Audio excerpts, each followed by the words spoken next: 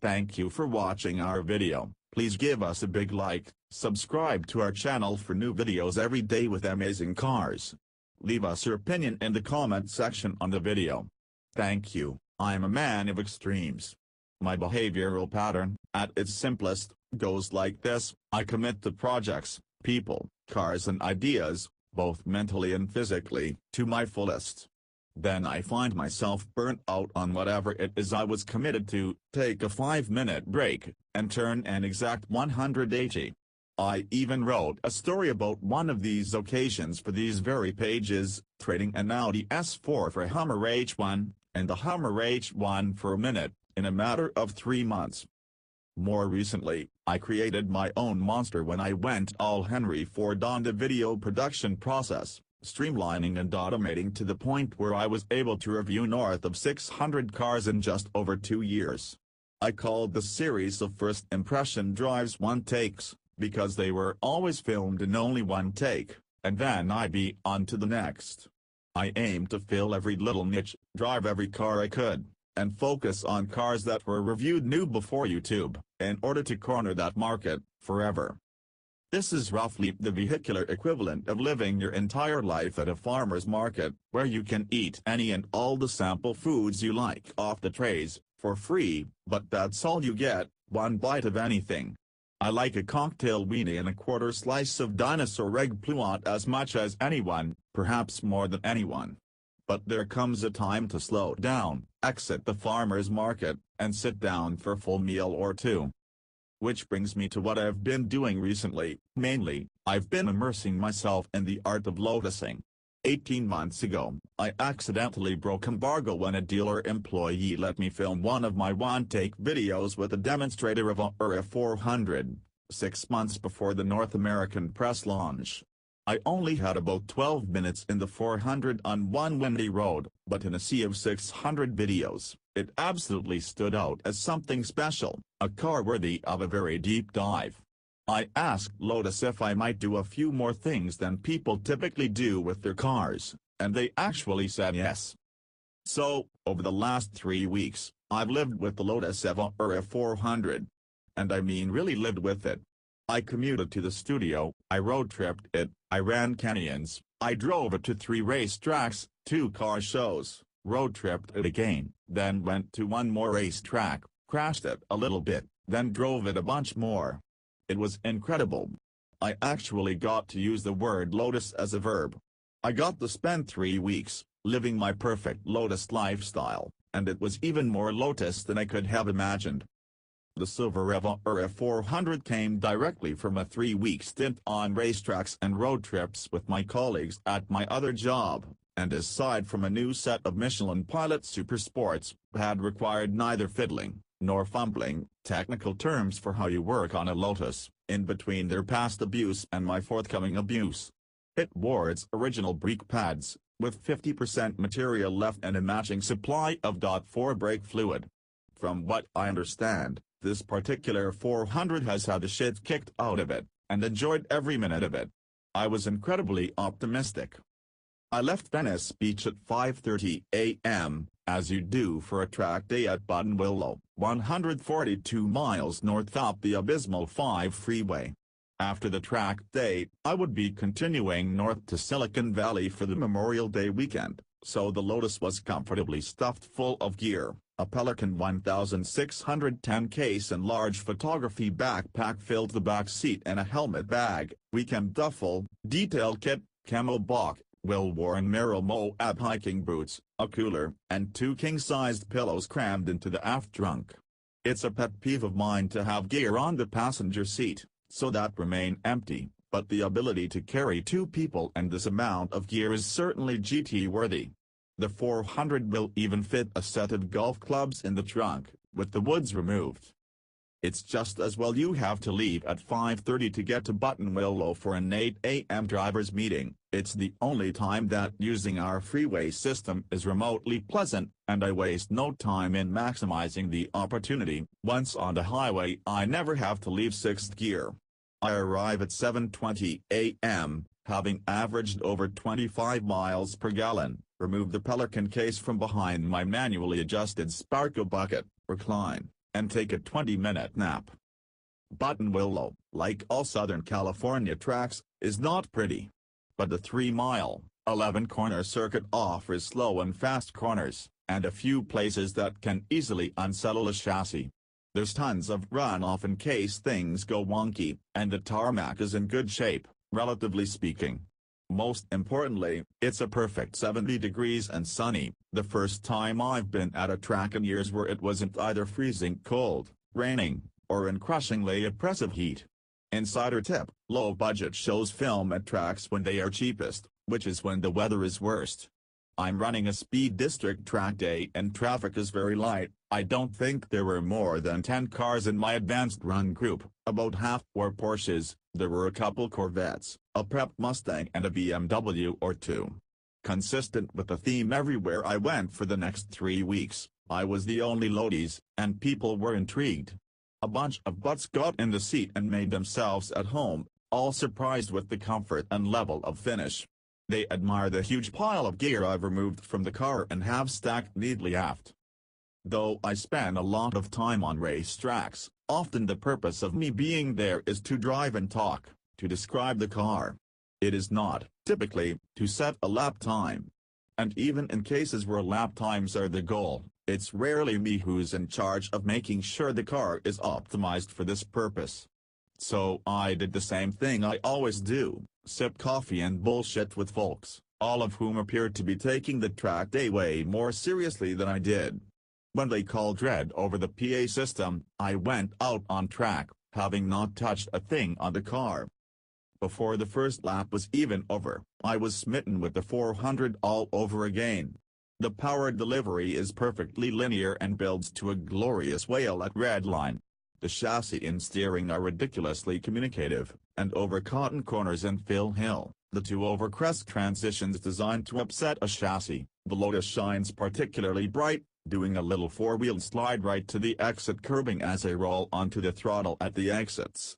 The 4-piston AP racing brakes don't get soft, period.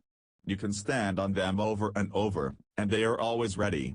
Trail braking gets the car rotated into every corner, and balancing understeer and oversteer with throttle is very easy since the engine never overpowers the chassis, especially with traction control in race mode, which allows for a bit of yaw without killing the fun.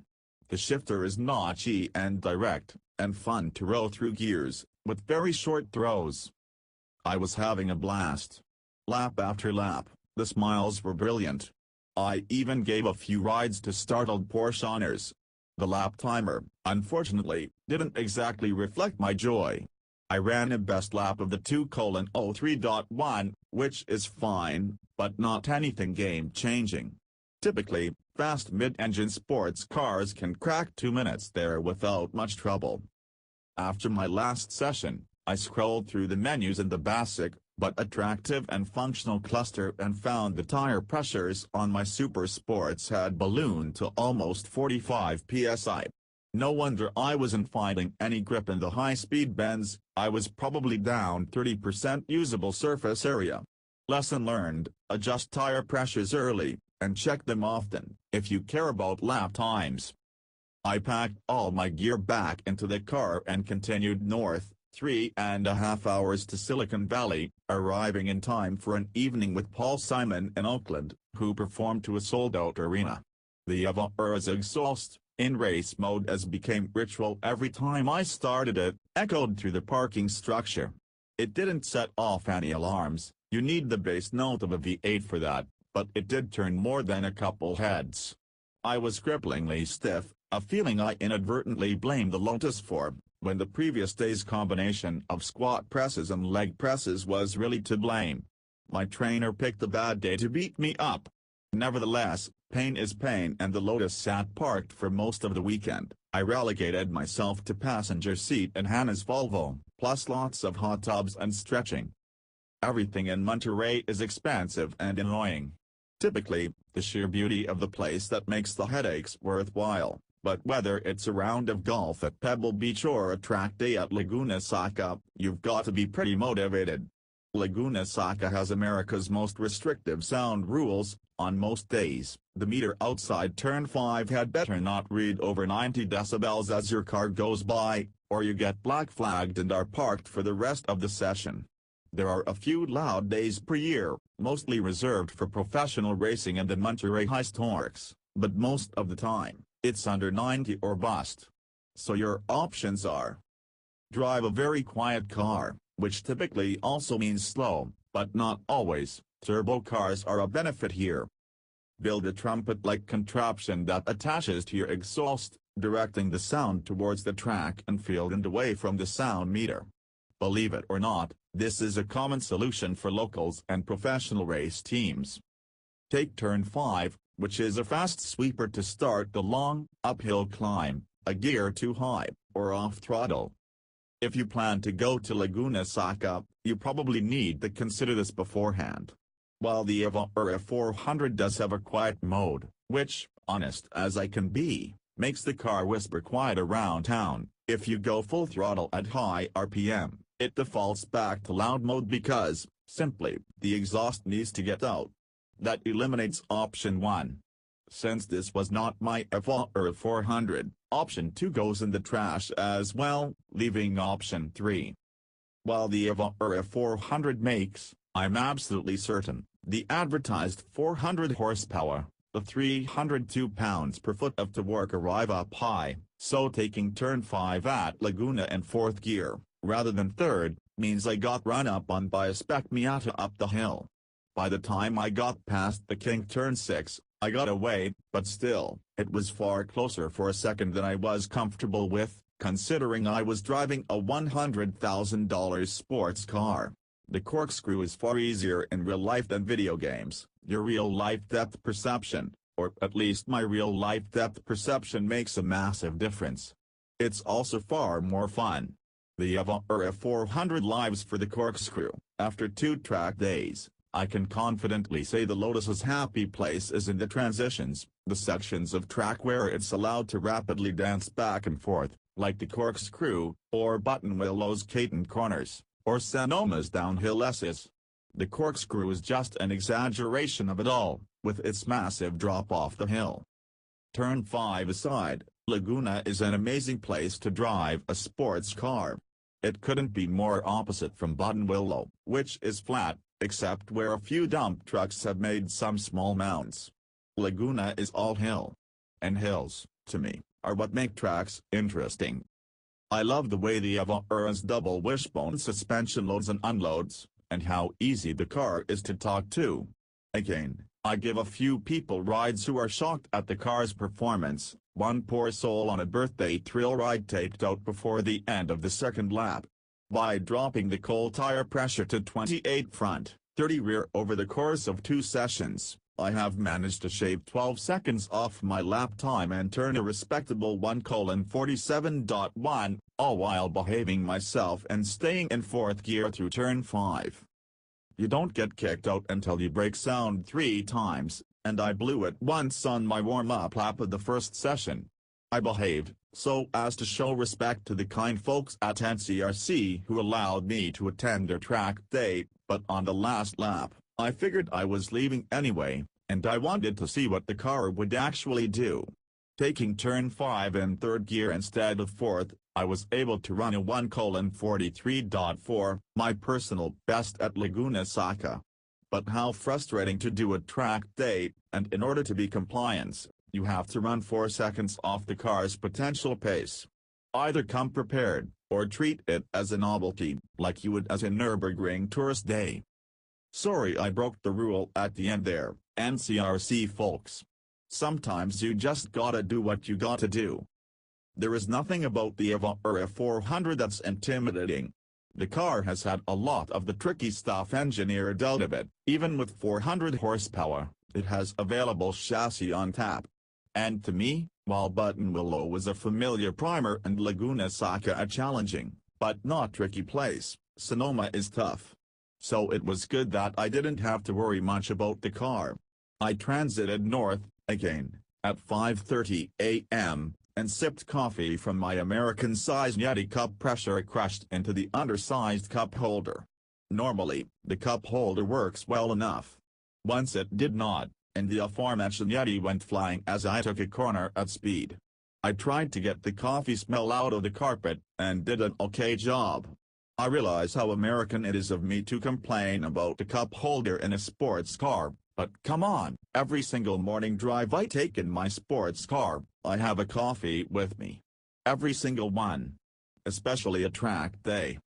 Arriving at Sonoma, I checked in with the kind folks at Hooked on Driving, who organized the track day, removed my Pelican case and helmet from the back seat, dropped the tire pressures to 28 front, 30 rear, and sat down on a bench, having completed the entirety of my pre-track setup. Every day I take the Lotus to do an activity, I am reminded that it asks basically nothing of me in return. Had I not been concerned with lap times or had a job making videos, 2 of the 3 pre-track procedures could be eliminated. Sit on a bench would be all that's left. Sonoma is an undulating circuit with a variety of curbing heights, tarmac changes, and off-camber transitions, carrying a lot of momentum through these transitions, dancing a fine line over the crests when the car gets very light. As I noted at Buttonwillow, the Audi S4 live for direction changes. Nothing makes that car happier than to be loaded up on a steep uphill left-hander, only to bend round to the right over a blind crest and use that differential and a tiny bit of countersteer to power out. I can picture mid-engine cars, especially those with twin turbochargers, spinning into the inside wall when that massive torque surge comes on at the exact wrong time. The dead-straight power band of the Audi S4 causes no such issues. Sonoma has 2 slow corners, and 10 very fast ones. In the fast, loaded-up downhill S's, the Audi is confident and unfazed by curb slamming. We are driving without the chicane on the back straight, so I'm entering turns 9 and 10 at around 90 miles per hour, and tracking out to within a foot of the Armco barrier. It's least happy in the 2 hairpins, where you have to carry quite a lot of entry speed, load up to the AP racing brakes hard, and then get back on the power late to avoid low-speed understeer, but least happy, and hairpins is still pretty good, because you can balance understeer and nose tuck, telepathically, with the throttle pedal. In the afternoon sessions, temperatures rose to over 90 degrees ambient, and my wireless lavalier mic died before I had to make the video, so I put the windows up and ran a whole session with the air conditioning on full crank for audio reasons, suffering a penalty of about 1 second per lap, but the car couldn't care less. Temperatures are so not a problem in the Audi S4 that there isn't even a temperature gauge, just a light that turns blue when the engine is cold, and, in theory, red if it's too hot. I have yet to see a red light. The 3.5-liter supercharged engine brilliantly rips along without a care in the world, no matter how hard you stomp on it. Though if I were to dock it a few points off of perfect, I will say the blipping action on downshift is inconsistent if you're a quick stabber. If you use a slow, more deliberate blip, you get better results. Quick stabs at the throttle will make the engine cough a bit and not rev up as much as you want. I've experienced similar issues with aftermarket supercharger kits. Hooked on Driving was an extremely professional organization, and though I saw a lot of very good driving on the track, it was a fairly busy day for the holiday weekend, so I couldn't get a clean lap time, but I ran a 1:57.2, which is my best time ever at Sonoma. It's a number I'm particularly proud of, considering I'd never driven the full course, no chicane configuration before, and hadn't so much as glimpsed Sonoma in over 3 years. If I didn't have a car that was so easy to deal with, a car that needed nothing, I may have worried more about the car than about learning the racetrack. Though to be fair, the 400 is also the fastest car I've driven there. Let's talk about tires for a minute. The Audi S4 comes from the factory with a standard set of Michelin Pilot Super Sports. They are off the rack, and Michelin still makes only the PSS, not the PS4S, in the 400 size as of this writing. My track-addicted colleagues at my other job, who had this car before me, had sent several texts to the effect of make sure Lotus gets you a Cup 2 tire, these PSS tires suck. The texts prompted me to get into chat about tires with a couple of Lotus chassis engineers on the phone from Hethel, and I raised my second-hand concerns with them. The long and short of it is that the Audi S4 was developed to be a daily-driven car, even in snow, with the right snow tires, which makes the Pilot Super Sport the obvious tire choice. The Audi S410 Sport and forthcoming GT 430 will be more track-focused, and have an available Cup 2 tire. The most interesting part of our conversation centered around how, if you run a very sticky tire on an Audi S400, you're eventually going to start breaking chassis and drivetrain components that were not designed to hold up to those levels of grip.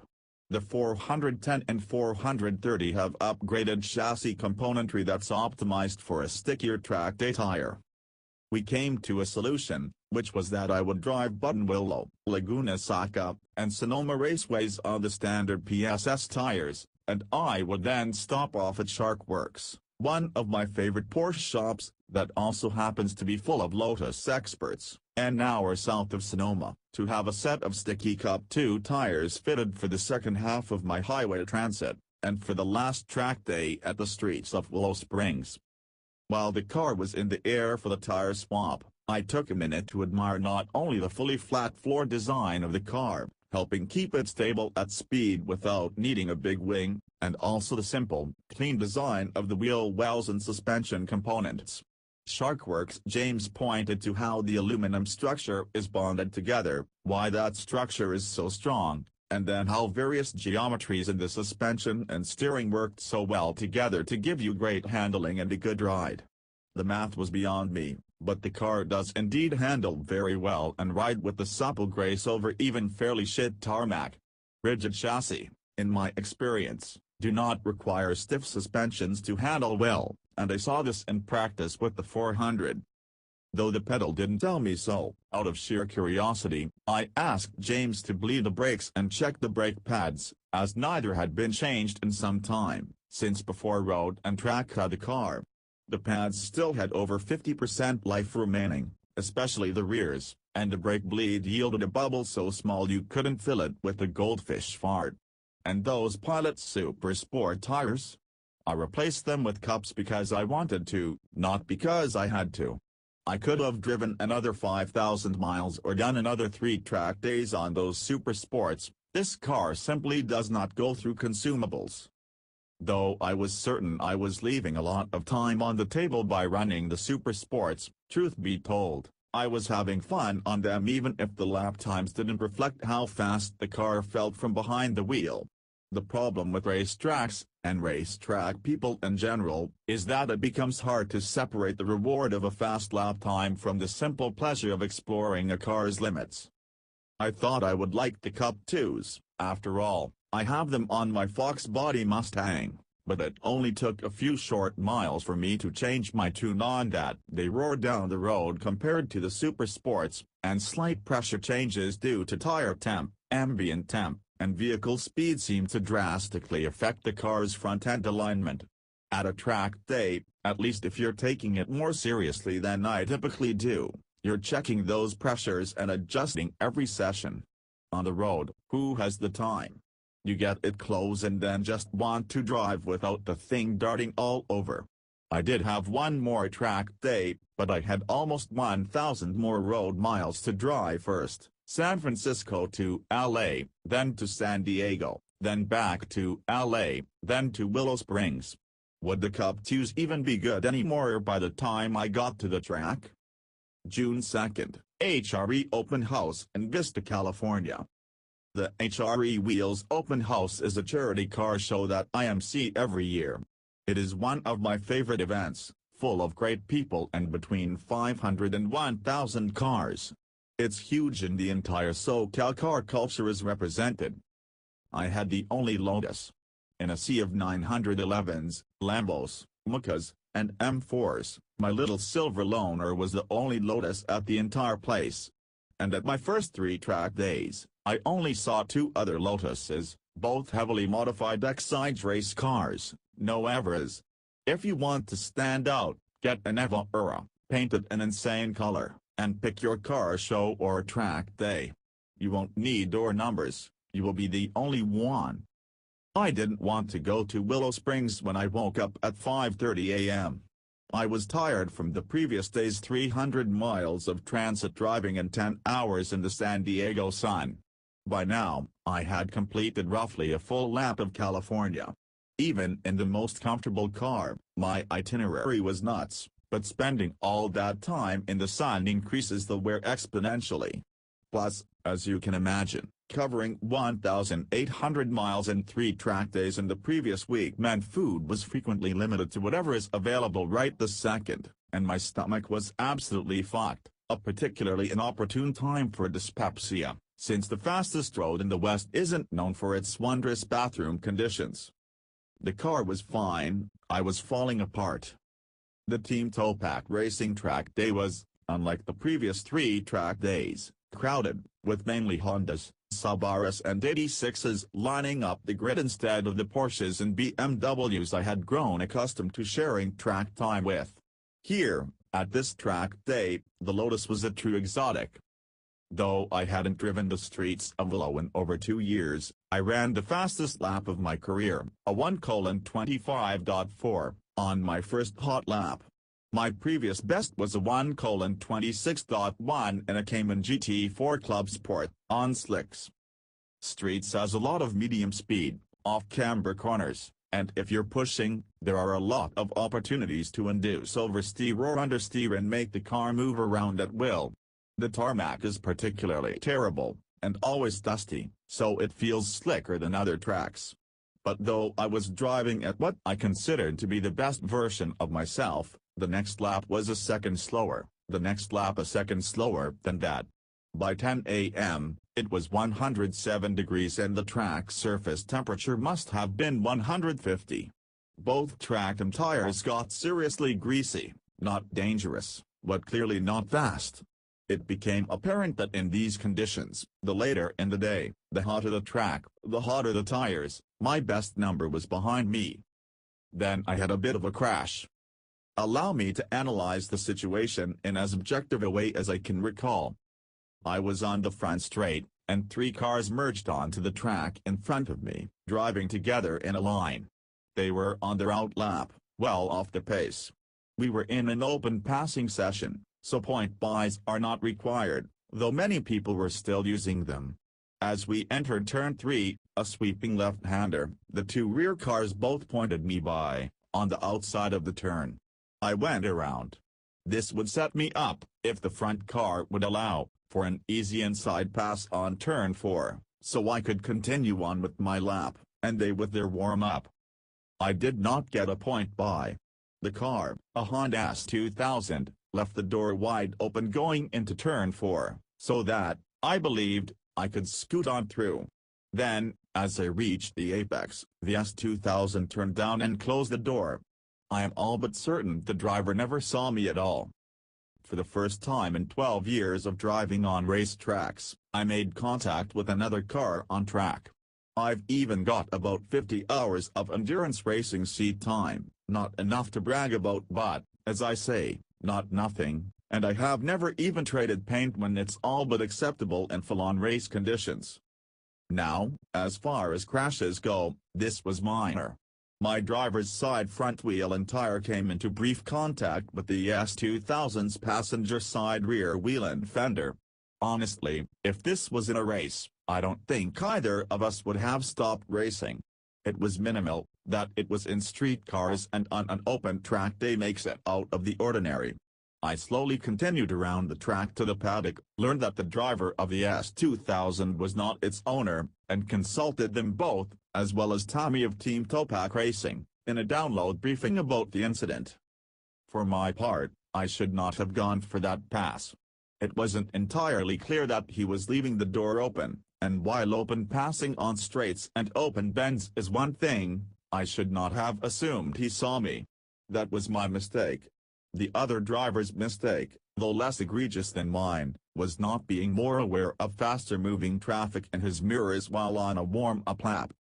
Since the real loser in the situation is the owner of the S2000, who watched horrified from the sidelines, and because I have a pretty charmed life that I make an effort to lead ethically, I paid for the damage on both cars at my own expense, $1,600 to fix the S2000's bodywork, $753 plus tax to replace a Volk wheel, and $200 to have the Lotus's stock wheel refinished. The damage was only cosmetic.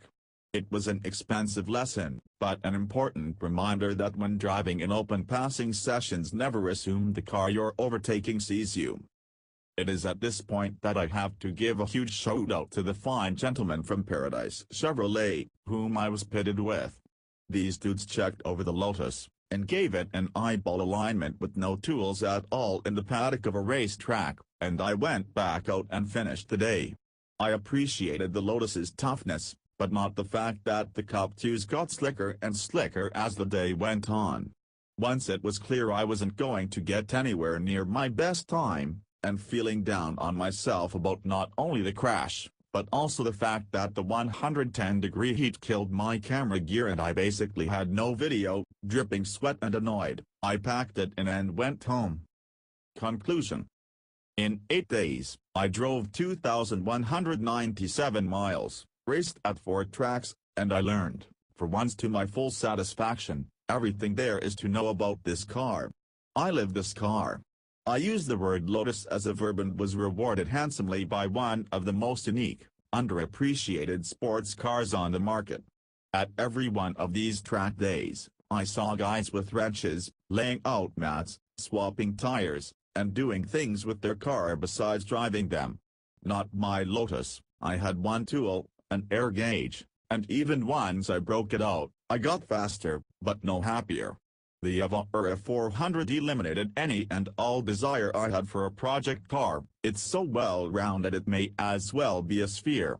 It's simple, without being crappy. The materials are excellent. The air conditioning may only have 3 knobs but it blows icy cold. The radio is an Alpine but it worked flawlessly, and in my opinion, this is much preferred to an underfunded company attempting to do it on their own. Right, Alpha? In my full lap of California car culture, I was driving the only Lotus S4 I saw. People were interested in it, everyone wanted to sit in it and was surprised at the materials, the shifter feel, and the interior volume, which is particularly impressive considering the footprint is smaller than a Cayman or original NSX. While the 911 was, and probably always will be the gold standard for the segment, there is something to be said for being a bit against the grain, especially when there are so few downsides. There were a few issues. The trunk release mechanism came out of adjustment and so opening the trunk became a two-man job. The windshield wiper, strangely enough for a car from England, wasn't particularly effective at cleaning the window, and the driver's side rear view mirror couldn't be adjusted outwards enough, so half the mirror was filled with my own air intake. The last generation cruise control mechanism gets draggy and unrefined when faced with going down hills, and you do get a bit of cowl shake at over 100 miles per hour. When you put them all in a list like that, it does look kinda bad, but none of these issues kept me from enjoying, nor would they keep me from buying one of these things. Okay, maybe the cup holder would keep me from buying it. This car is a blast to drive in every condition, from daily errands, to road trips, to racetracks. Its road mannerisms are impeccable, with the balance between ride and handling you can only get from putting the engine in the middle and double wishbone geometries all around. There aren't even any shock adjustments. Sit down, turn key, push button, drive. This is all the Audi S4 asks of you.